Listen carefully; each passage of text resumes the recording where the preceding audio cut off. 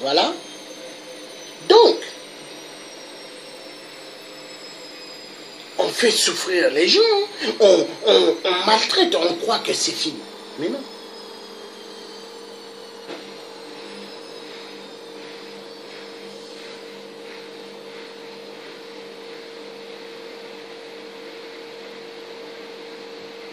Vous voyez, vous allez dans des églisettes, vous êtes en train de crier.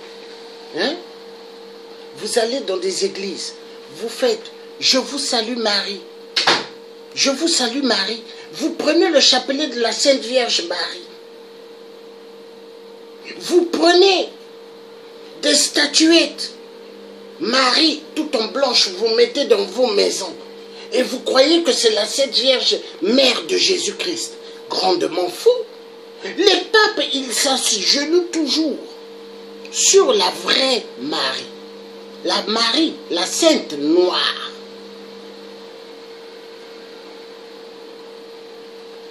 La Sainte Vierge Marie que vous mettez dans vos maisons, les chapelets que vous prenez, ce sont que, est égal la loge sataniste de France.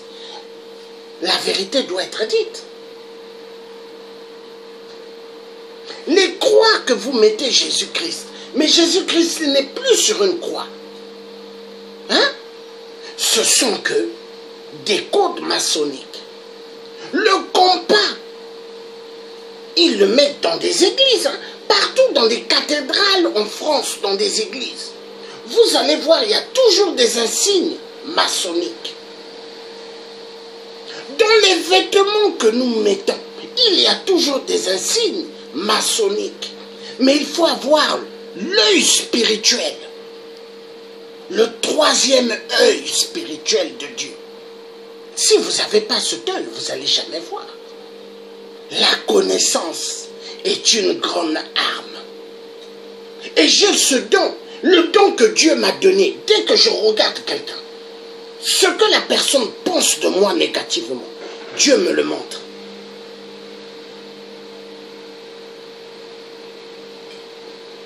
Si la personne est un profiteur, Dieu me le montre. Si la personne a double visage, Dieu me le montre.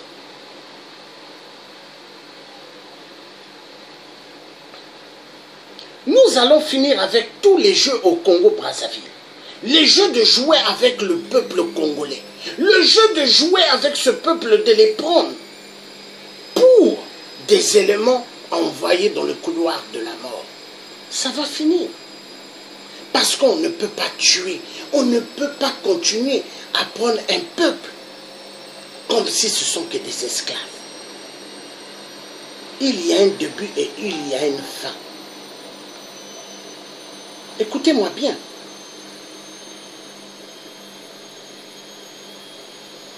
Il y a un début et il y a une fin. On ne va pas continuer à vivre que dans le mensonge. On ne veut pas continuer à vivre que dans le bouleversement. Chaque chose a un début et il y a une fin. Sassou Nguesso, il a mis toute sa stratégie parce que la France lui a donné cette stratégie. 8%, il est toujours là parce que les opposants soi-disant qui sont là, ils ne sont pas là pour le peuple. Ils sont là pour Sassou. La plupart des opposants à Paris, qui aiment les documents, mais sont la plupart des gens qui sont en contact avec Sassou.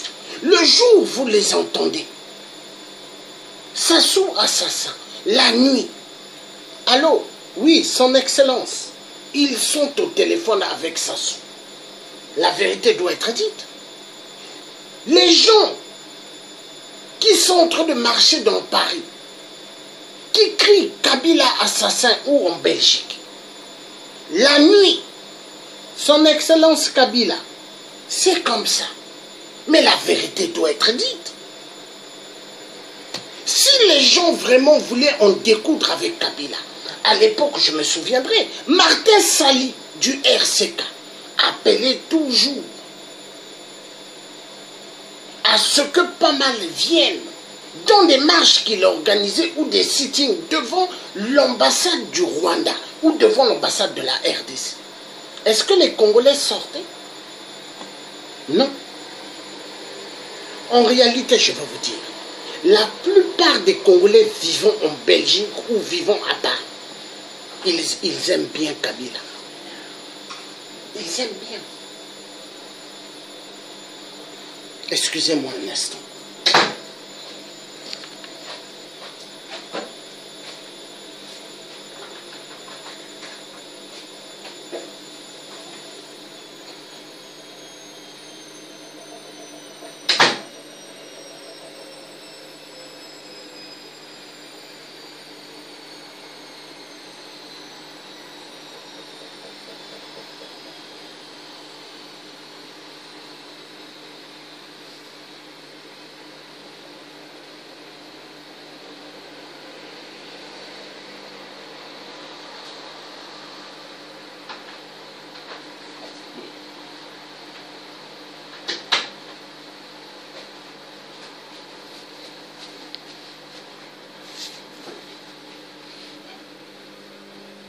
Oui, tu as écrit monnaie, monnaie. Oui, c'est la vérité.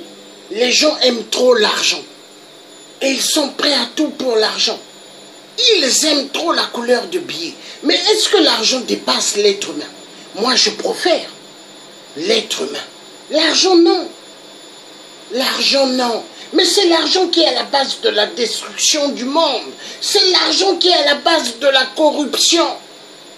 Et pas mal aiment être corrompus. Oui. Oui.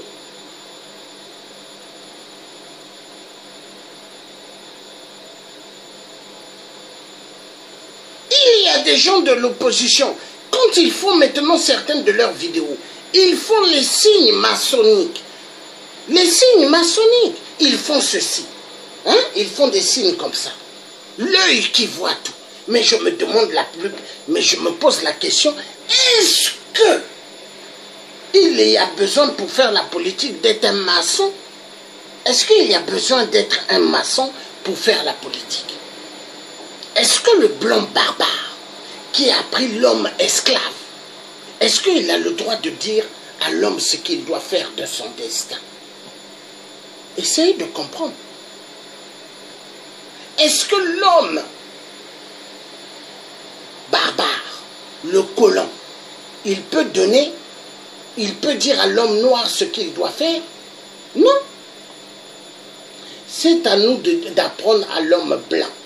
Parce que l'homme blanc a perdu le savoir, le sens du savoir. Aime ton prochain comme toi-même. L'homme blanc a oublié cela. Lui, c'est j'aime le pognon. Je suis prêt à tout faire pour exterminer des êtres humains pour le pognon. Parce qu'ils aiment trop l'argent.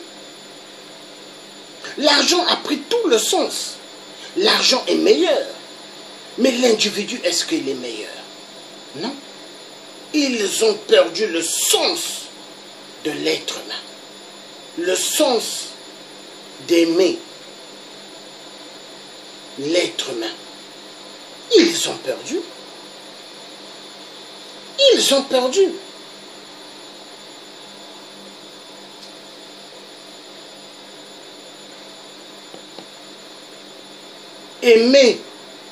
Aimer son prochain, c'est très important.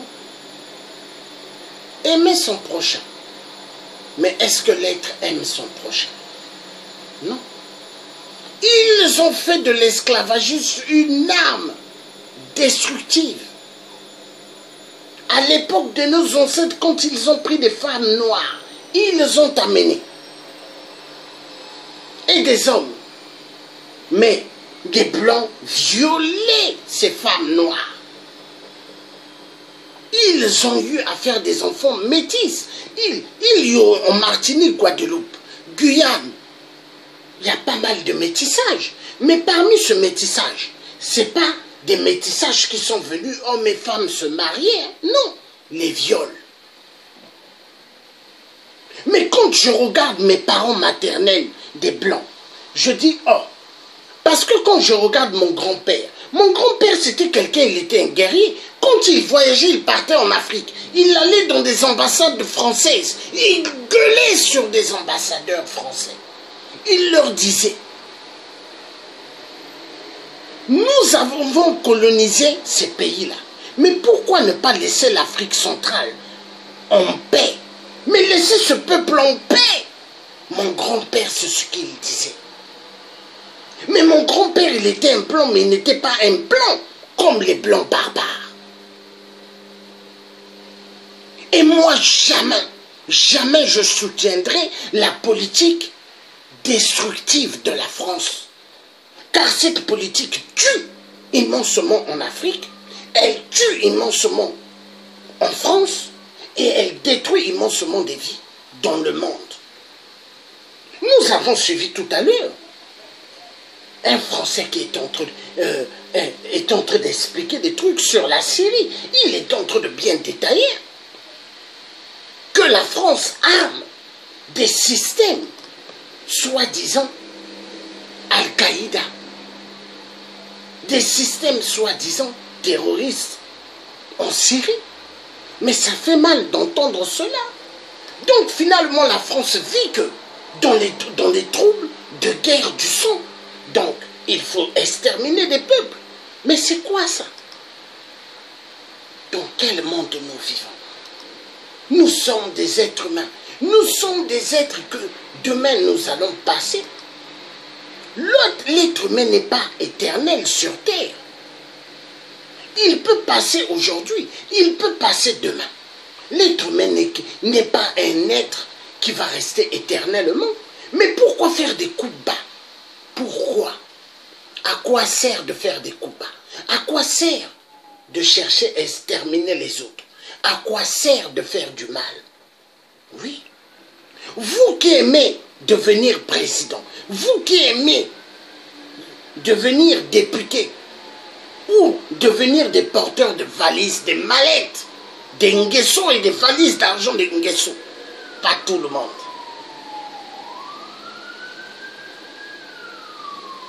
C'est pas tout le monde.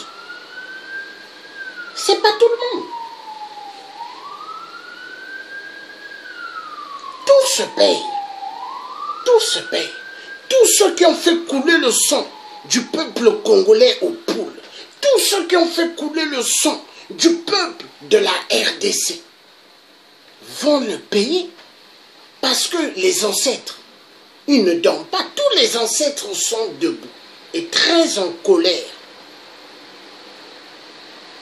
Regardez Sarkozy, il a emprisonné pas mal de gens en Côte d'Ivoire. Hein. Les gens de Gbagbo. Hein. Mais regardez aujourd'hui. Sarkozy doit avoir mal à la tête là où il est. Parce que la première dame, innocentée, elle est dehors. Maintenant, son mari, quand il va sortir, il va dire beaucoup de choses sur la France-Afrique. Et pas mal de dictateurs en Afrique, ils vont tomber parce que Gbagbo a les noms de tous ceux qui sont dans la mascarade de la destruction du peuple africain.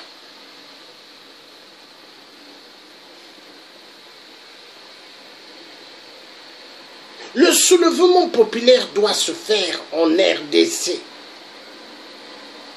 Le soulèvement populaire doit se faire au Congo-Brazzaville.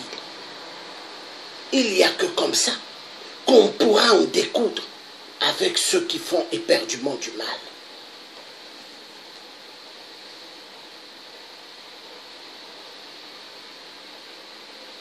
Il y a des gens vivant au Canada.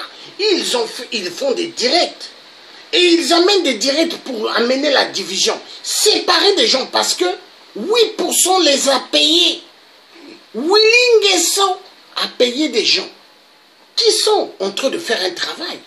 Il faut amener la division dans le club de la résistance. Il faut diviser les gens. Parce que les Nguesso, eux, ils jouissent et ils réussissent toujours avec la division. Oui, la division. Les gens ne doivent pas s'aimer. Il faut les séparer. Ils aiment la division. Les Nguesso. Oui. Car cette dame qui fait ces vidéos où elle met des maquillages bizarres, on dirait Dracula. Mais si c'était une dame vraiment de ce nom net, est-ce qu'elle pouvait jouer avec un tiers comme moi? Clarisse Akwala, non? Non. Mais elle joue, parce qu'elle joue le jeu d'Ngeso.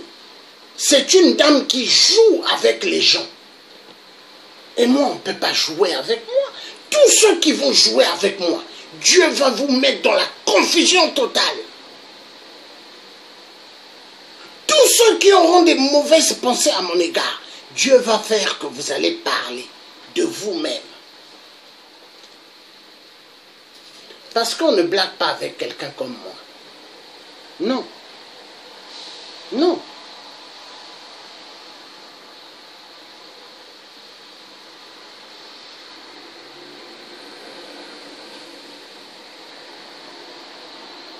Monseigneur Kombo, avant qu'il meure, je me souviens, quand j'étais allé le voir à l'hôpital des prêtres, il m'avait dit, fiston, méfie-toi des Congolais.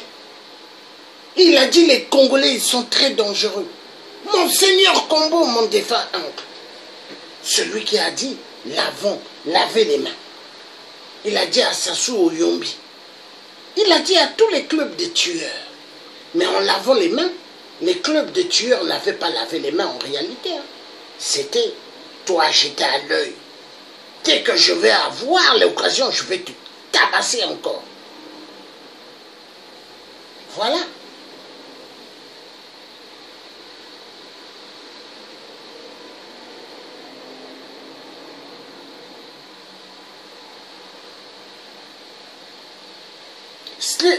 Posez la question, Stella Lutaya, elle est de ma famille, hein, du côté paternel. Hein, parenté avec maman, du côté maman Flavie Louia, pareil. Hein? Mais elle ne va pas vous le dire. Hein? Hein?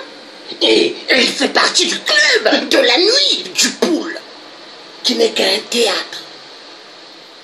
La nuit du poule, Sassou, oui, Kiki Pipi Kaka Ngeso, qui avait le bracelet sur sa patte, pas ses pieds, la patte de dindon.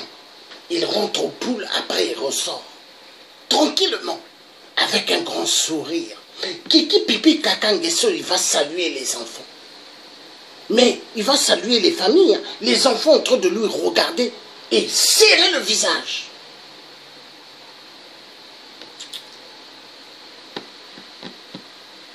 Et après, le tiers africain, on veut lui faire passer ambassadeur de la nuit du poule.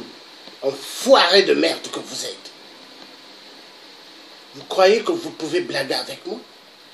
Ce que moi j'ai fait de crier à Total, à Reva, d'aller crier dans le grand portail de la mort des partis socialistes. Hein?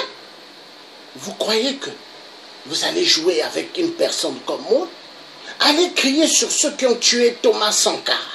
Vous croyez que vous allez jouer avec moi? Non. Non. Vous ne pourrez pas. On va suivre un peu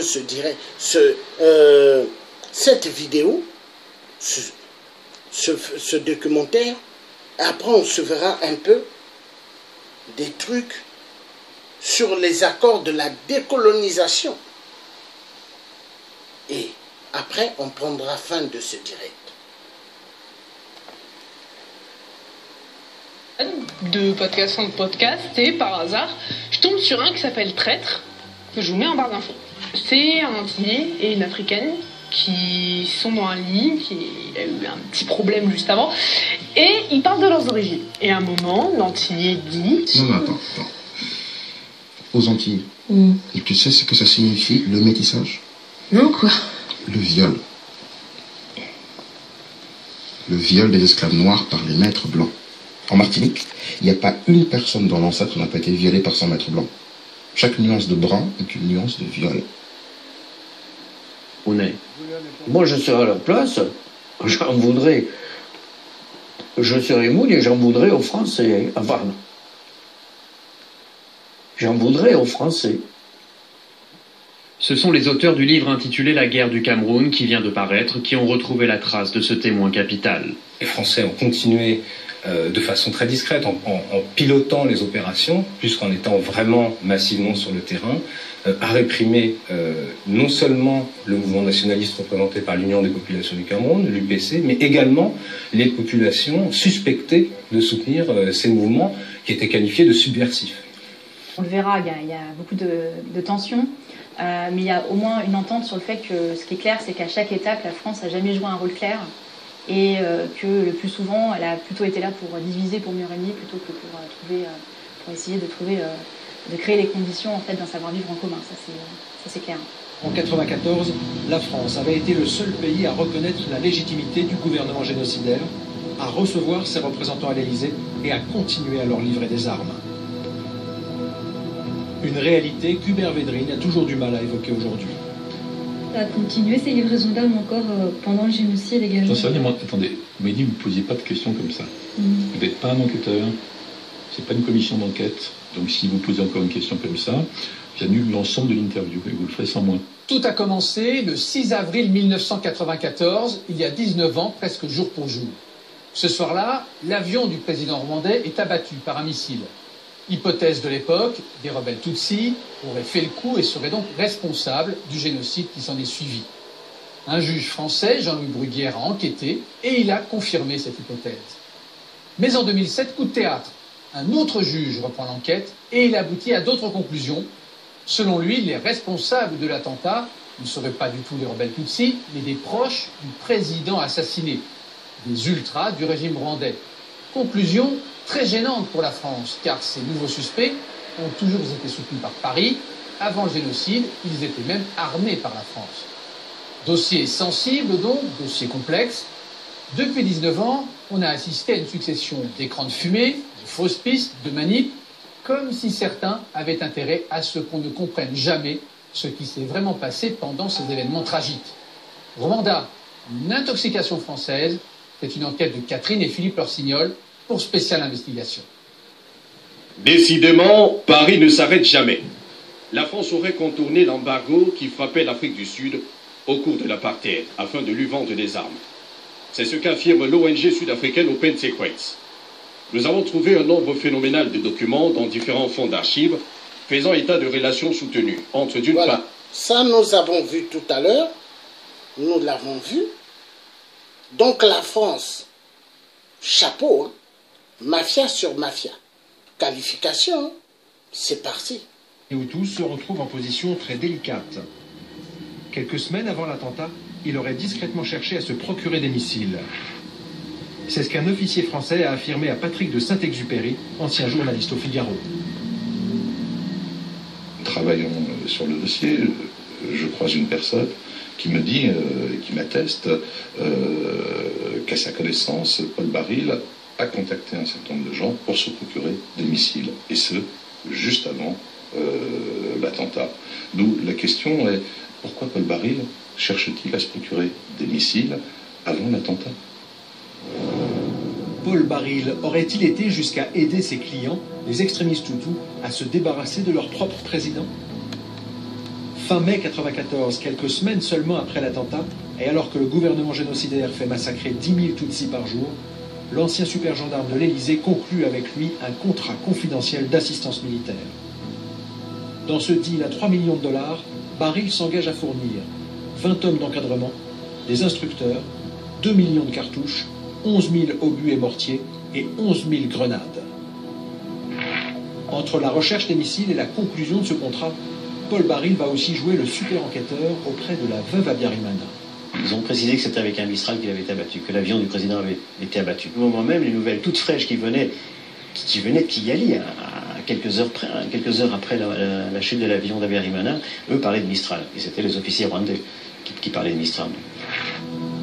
Est-ce pour cette raison que les débris de missiles retrouvés sur les lieux du crash n'ont jamais été remis à la justice? Qui a bien pu tirer sur l'avion? En 1994, les forces armées rwandaises n'étaient pas formées pour tirer des missiles sol-air. Ils ont donc reçu de l'aide. De qui? Souvenez-vous, dès le mois de juin 1994, le journal Le Soir avait évoqué des tireurs français. À l'époque, l'enquêteur militaire belge Guy Artige avait exploré cette piste. Il avait découvert que 3 spécialistes du tir étaient venus renforcer le DAMI, le détachement d'assistance militaire et d'instruction français, peu de temps avant l'attentat. Il y en a un qui a été identifié, je vais vous expliquer comment.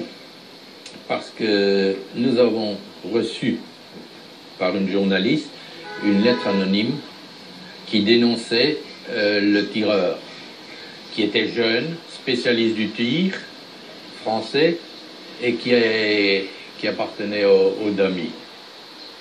Guy Artige pense avoir identifié cet homme, mais cette piste n'a rien donné à ce jour. Impossible à ce stade, donc, d'affirmer que certains tireurs étaient français. Dernier mystère dans cette affaire, la mort de René Mayer et Alain Didot, 2 gendarmes français. Ils ont été tués à Kigali avec l'épouse de Didot, juste après l'attentat. Mayer et Didot occupaient des postes stratégiques. Spécialiste des écoutes radio, Didot était chargé de former les militaires hutus. À son domicile, il disposait du matériel pour écouter tous les échanges radio à Kigali. Le 6 avril, les mystérieux auteurs de l'attentat avaient très probablement communiqué par radio. Après l'attentat, René Mayer, Alain Didot et son épouse sont retrouvés assassinés dans le jardin de la maison des Didot, à Kigali. Les 2 gendarmes français en savaient-ils trop? Sur ce certificat de l'armée française, officiellement établi par un certain docteur Thomas, René Mayer serait mort une demi-heure après l'attentat, mais il s'agirait d'une mort accidentelle, par balle. La mort réelle et constante est d'origine accidentelle. La cause du décès est le fait de balles d'armes à feu qui ont entraîné une mort immédiate. Encore plus étrange, interrogé en 2012 par la justice française, ce fameux docteur Thomas révèle qu'il n'a en réalité ni rédigé ni signé ce document. Si j'avais établi cet acte, d'une part, j'aurais été beaucoup plus précis et j'aurais gardé un double. Je suis certain de ne pas avoir procédé à cet examen. Les militaires français auraient donc produit un faux, signe que la mort des gendarmes est embarrassante.